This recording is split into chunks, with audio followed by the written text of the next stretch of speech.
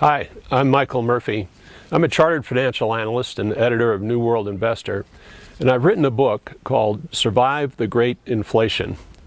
And the subtitle is How to Protect Yourself, Your Family, and Your Future in the Worst Fed Regime Ever. This is the second video that I've done in this series, and if you missed the first one, go to survivethegreatinflation.com and take a look. Also, you can sign up there, leave your email address, and I'll notify you when the book goes on sale. It'll be an Amazon launch on October 12th, and there's going to be hundreds of dollars worth of bonuses for those who buy the book on that day. In the first video, I talked about the real deflationary forces that are in this economy and how really the only one that Chairman Bernanke can deal with, and only in part, is the credit deflation that's obvious to everyone as our economy deleverages. The trouble is that Bernanke is a real enemy of deflation. He has vowed not to let it happen on his watch, and that means he's going to badly overdo it, print way too much money, create way too much credit, and it's not going to have a happy outcome. In fact, I think the best outcome is double-digit inflation. The really bad one is hyperinflation, and I'll talk about that in a minute. But in this video, I wanted to tell you how the Fed does what they do, how Bernanke does what he does, and how you can kind of keep track to see when things are starting to fall apart. The Federal Reserve was created in 1913 as the central bank of the United States. Before that, the Treasury Department issued currency, treasury notes. The federal government tried to balance its budget every year. The treasury notes were backed by gold. If they had a year when they couldn't balance, for example, because of war, the Spanish-American War or something like that, they were able to print money. They didn't have to issue debt. They printed money. And of course, that would be inflationary in the short term, and it would work its way through the system. And there were definitely expansions and contractions and crashes and panics and that sort of thing, because there were really no administrator of the banking system. So in 1913, a group of people, actually earlier, got together to form a Federal Reserve Bank that would have two functions. One is to manage or control or oversee the U.S. banking system, and the other was to take over printing money, printing Federal Reserve notes. That made a big difference to the United States, because now, if the government ran a budget deficit, they had to sell bonds to the Federal Reserve System to get the cash. And then, of course, they had to pay interest every year to the banks. It's been a pretty good system for the banks. It's lasted about 100 years. But the Fed is in a nice situation where they can issue bonds simply by printing them and sell them to the government or buy them from the government or from the private banking sector in order to expand or contract the monetary supply. So over time, they have taken it upon themselves to try to manage the economy, and supposedly they have two functions. One is growth and employment, high employment, and the other is inflation. The problem has been that they have always sacrificed inflation for growth, and consequently the value of the dollar from 1913 to today has fallen by 94%. The Fed really believes that 2% per year inflation is a stable rate of inflation. Unfortunately, that cuts the dollar to about 25 cents during an average person's life. So it's not been a happy story for savers or for people who need some stability for financial planning, simply because the dollar has steadily fallen. I think that's about to get a lot worse. And the reason is that the Fed has become much more interventionist against this, this deflation that we're in, or the deflationary forces that we're seeing in this current recession.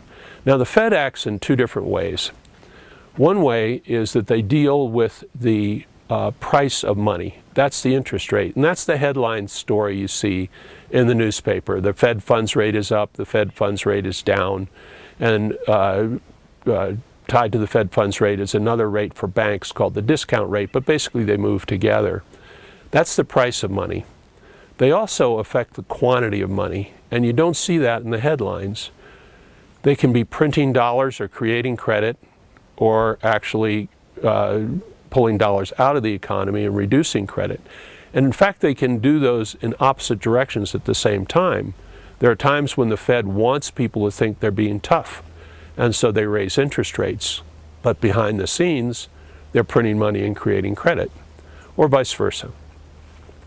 The Fed's tools are very, very strong simply because they're not real. It's fiat money, and they can create as much of it as they want with the stroke of a pen.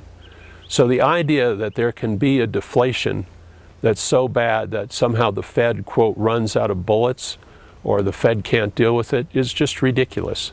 If President Obama said he wanted to send $1 million to every household in America, it would create a gigantic budget deficit, which Ben Bernanke could cover with cash in about 3 minutes, simply with the stroke of a pen, or in this case, computer keys.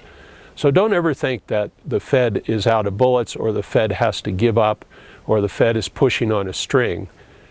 They do have some very big problems they're facing, and they're going to make the mistake of printing money to try and cure those problems.